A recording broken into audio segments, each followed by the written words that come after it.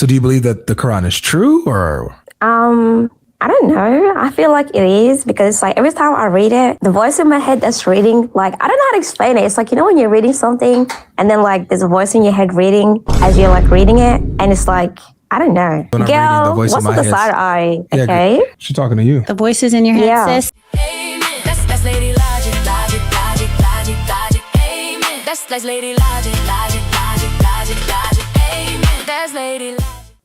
Oh, sorry, guys.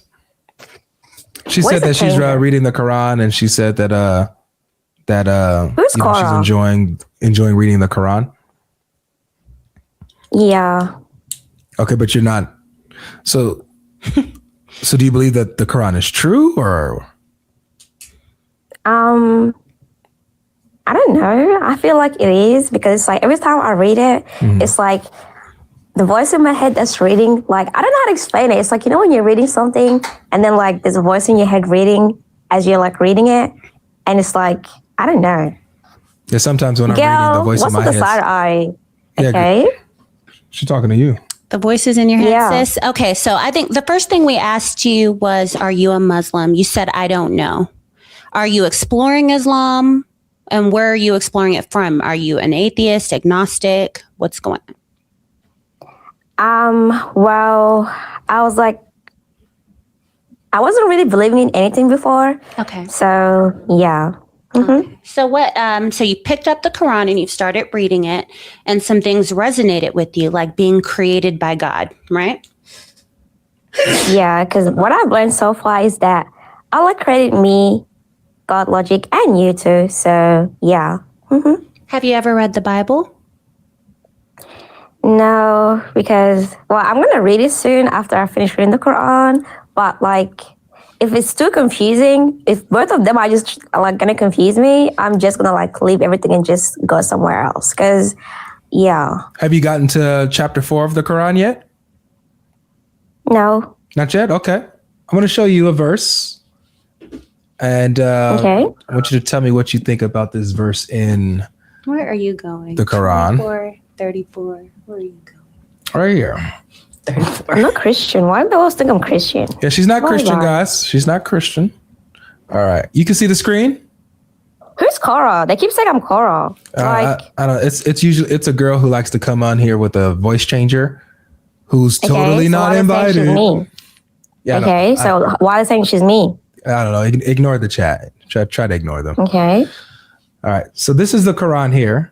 This is chapter 4, verse 34. You can see it? Yeah. Okay. I'll read it. It says, men are in charge of women by right of what Allah has given one over the other and what they spend from their wealth. I'm going to skip the brackets because that's like not part of the original text. So I'm going to just read without the brackets. Okay. So righteous women are devoutly obedient, guarding in absence what Allah would have them guard. But those from whom you fear arrogance, advise them. So it's talking about the wives. So if you fear arrogance from your wife, advise them, forsake them in bed, and strike them. What is going on here? Like, I don't really understand what's going on in that verse, but I'll tell you. So the verse is talking about the dynamic between a husband and a wife in Islam, and how men are like basically the leaders over the wife and the family, while the wife takes care of the home and everything like that, right? And so the wife is supposed to be obedient to her husband. And so the verse is saying, if you fear that she may be disobedient or arrogant, these are the things you can do. You advise her, like you admonish her, you know, you check her. You can forsake her in bed, right? Meaning you don't sleep with her. And then you can also strike her, beat her. Yeah. What do you think about that? About God saying it's okay for a husband to hit his wife? I don't really understand the context behind this. So I can't really just like make my judgment based on what I'm reading here. Sure you I can read anything. Okay, but I could read anything and just be like, okay, that's what it means. But it's like, it might have a different meaning. Just like if I was to read the Bible and then something I don't like was to come up, I can't just say, well, Christianity is bad because of this verse here. So it's like, I have to be honest as well. You know, like. Yeah. I understand you. So you'd have to look at, maybe what scholars say about this verse, maybe what the person who revealed this verse may have done. You'd have to look into it more. But off of your first read, does that sound good to you? Like, for instance, this is my husband sitting next to me. If he feared that I was being arrogant with him and he hit me right in front of you right now, would you think that's good or bad? That's bad. And God, would God, a just and holy and good God, want him to hit me? No. Yeah. I guess, So just your first instinct just tells you, okay, something's wrong with this. This is not okay. Now, if you look further into it and it doesn't mean that, then you could, do away with it. However, if you look further into it and it means exactly what it says. Okay, but why would my husband strike me if I'm not doing anything wrong? I don't know. Ask Allah. Yeah, you don't even have to do because I anything actually wrong. like cooking. I'm not gonna lie. I actually like cooking. Me too. I love to cook. Yeah, but What do you like to cook? What if you I cook like the to wrong cook thing? everything. What if you? But what if I brought my husband his plate and I brought him something that he didn't like? I mean, now he always likes my food, but what if one time I brought him something that he didn't like and he hit me and knocked the plate out of my hand? Oh, that's bad. I didn't know that's bad. Yeah. Okay, so I've heard a lot of excuses for this verse. I've heard that it means to just tap them lightly with the toothbrush, but those words are not in the book. Okay. Okay, so as you explore, as you read, as you study, make sure that whenever you ask anyone anything, that you go and look for yourself and see if the answer they gave you matches what's on the page. Okay, and where am I going to go to look for the answers? Because everyone has two different opinions in everything I read. So it's like, yeah. So I feel you. So with the Quran, you have things called hadith, which are just stories of the life of the prophet. You also have tafsir, which are scholarly commentaries on the Quran. So when you go, if you want to look at chapter 4, verse 34, there's commentary from Islamic scholars on these verses. And they're going to say that it means you can strike. The word is ijrabahuna. It means you can strike your wife. That word is used elsewhere in the Quran for striking or hitting. So if you go and ask a Muslim and say, hey, what does this mean? And they say, oh, it just means to tap them lightly. It doesn't mean to hit them. It means that, you can just play with it, something else other than what it means. When you go and look, it's going to say it means you can strike them. Okay, because I've also read people's not really read, but they say bad stuff about Christians, and I've got Christians saying bad stuff about Islam, and I feel like my brain is just getting really, really stimulated and irritated. So it's Just take your time. I might just crash out. It's a lot to read. Yeah, don't crash out. Just take your time, though. Don't jump into anything quickly just because you like the way something sounds. You're already starting off in a good place. You're reading for yourself. So keep reading for yourself. And if you don't mind, because I just want to show you a little juxtaposition here. So I want to show you what Ephesians says about how husbands should treat their wives. Okay? Baby, do you have it up? Okay. Yeah. Husbands, love your wives as Christ loved the church and gave himself up for her, that he might sanctify her, having cleansed her by the washing of water with the word, so that he might present the church to himself in splendor, without spot or wrinkle or any such thing, that she might be holy and without blemish. In the same way, husbands should love their wives as their own bodies. He who loves his wife loves himself, for no one ever hated his own flesh, but nourishes it and cherishes it, just as Christ does the church, because we are members of his body. So in the Bible, when it comes to a man hitting his wife, I don't know. I'm just getting really irritated right now because I feel like I'm just overstimulated. I've read a lot of things and my brain is just trying to register everything all at once. And yeah. Well, just take your time and read then. That's what we do over here. We just read. I wanted to show you that, to show you the difference. But yeah, that's Ephesians chapter 5. Read it in your own time. Like I said, never take what anyone tells you. Go and read it for yourself. You're already reading the Quran. Make sure you read the Bible as well. If things are confusing, spend time studying it. See what the scholars say.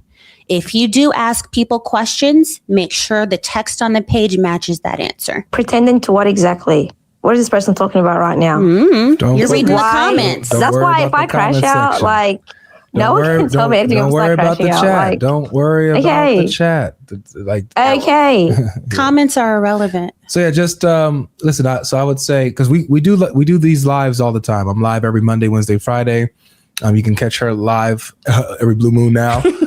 She's starting to go live. But if you come to these lives, start listening, learning. Even if you want to come ask some questions with us, we have no problem going through these things with you. Or if you just want to listen and see the things that we're bringing up and breaking down and explaining, so that you could just learn yourself and follow along with us, because we're always using Bible references, Quran references, and stuff like that. So, okay, so you're always welcome to come in and just sit and just watch us and learn. Okay. Yeah, take your time. Don't stress.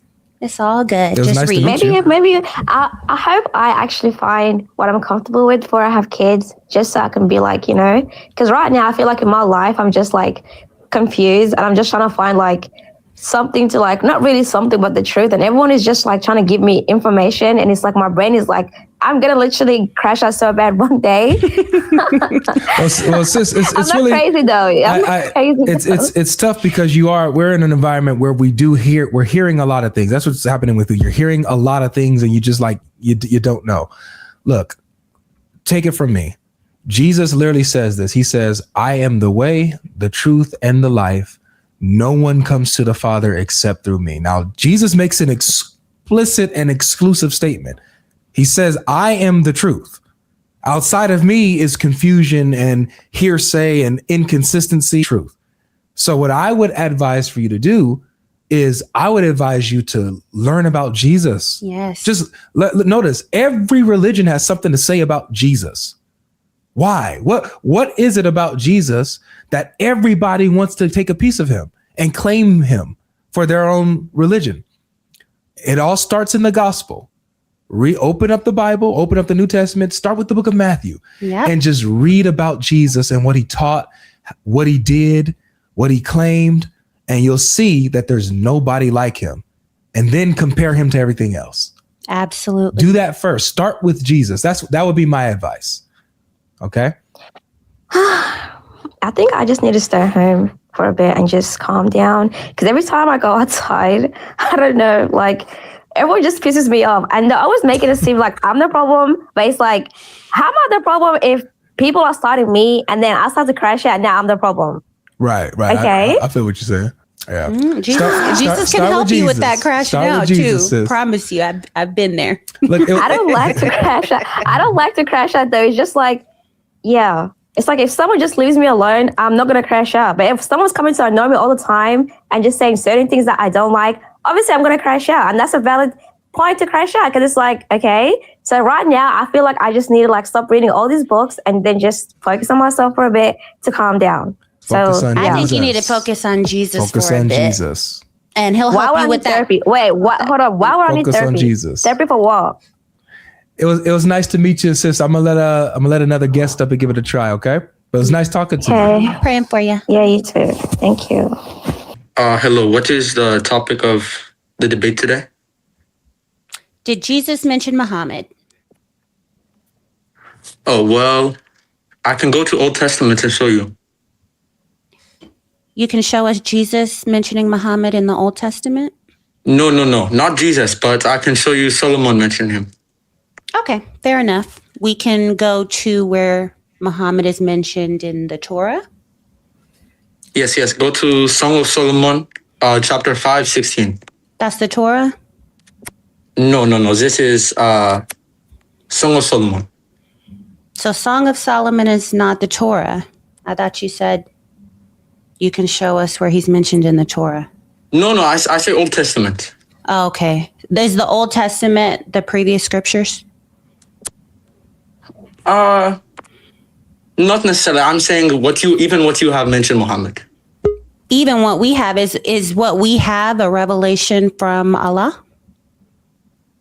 No, it is corrupted. So Song of Solomon is not a revelation from Allah?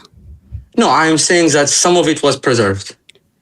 But was the book Song of Solomon, Allah revealed it? Yes, that's why it's called Solomon.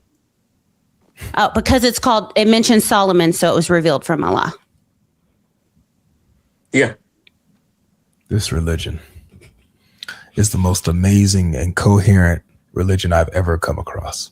So everything in Song of Solomon is revelation from Allah. The most double. No, because it agrees with Quran. Yes and no. Yes. Only no the parts religion. that agree with the Quran of Song of Solomon are a revelation from Allah. Yes, that is why Quran is Al-Furqan. Okay, so where does the Quran say that only the parts of Song of Solomon that agrees with it are a revelation from Allah? If we can find that, then we can go to Song of Solomon.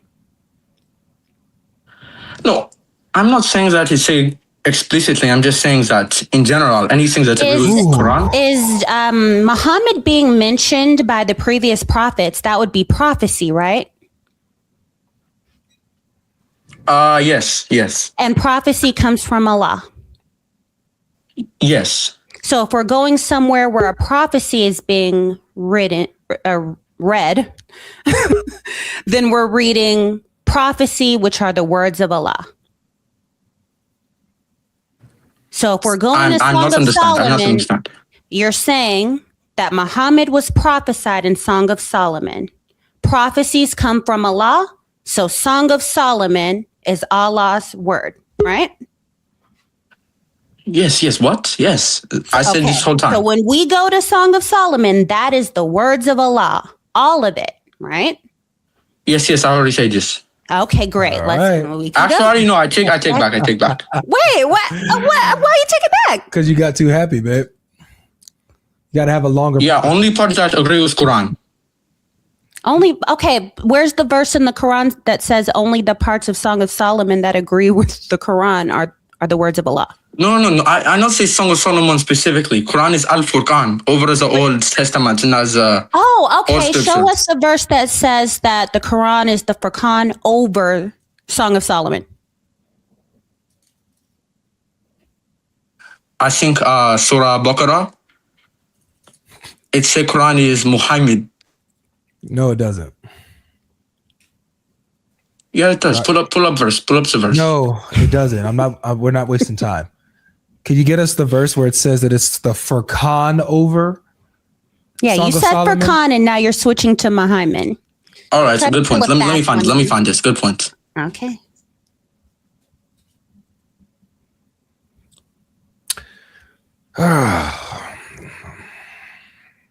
You need a snack. I do.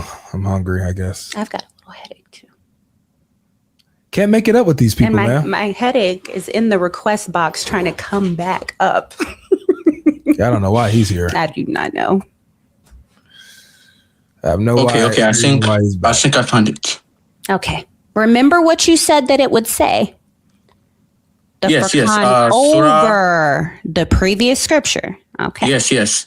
Okay. Surah Al-Furqan. The name is Al-Furqan, by the way. And It said- it'll say that it's the Furqan over the previous scriptures, right? Yes, it says, "Blessed is he who sent down the criterion upon the servant." The criterion means it is the way you judge the previous scripture. Oh, that's what the word criterion means. The definition of criterion is the way that you judge the previous scripture. In this specific context, yes. If that's what the word meant, then why did you have to say liar. over the previous scripture? If that's what the word means all by itself. Because I'm clarifying. You're clarifying the words of Allah. Great, because he's not clear. No, because you do not believe in Allah, so I'm trying to explain it to you. All right, so let's do this really quick. Does the verse say that it's a Furqan over the previous scripture, or does it just say he sent down the Furqan? It says he sent down Furqan. So Okay. it doesn't say Furqan over the previous scripture. That's what you said you were going to show No, but us. that is in the meaning of the word itself. No, it's not. No, it's not. Oh, is it? Okay. Go to chapter 2. So go to Surah Baqarah. Since Furqan means over the scripture, go to chapter 2, Surah Baqarah. Okay, what chapter? What chapter you say? Chapter 2. Okay.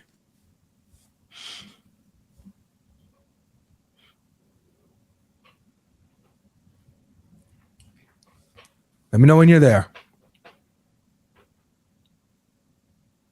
Okay, I'm here. What's the verse? 53.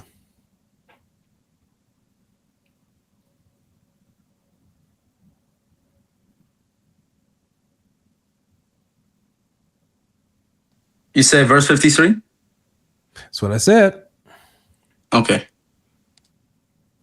And you want me to read it? Yes, please. Man, I want you to, yes, read it, please.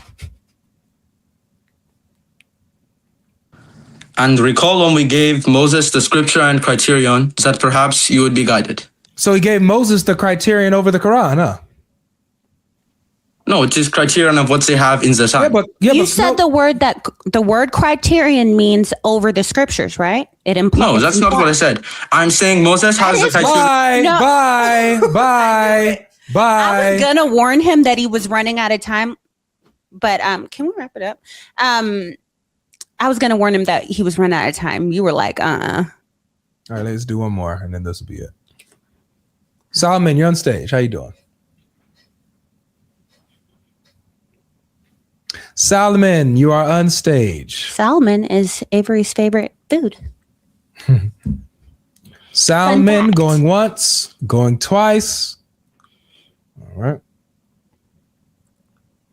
Aziz, you're on stage.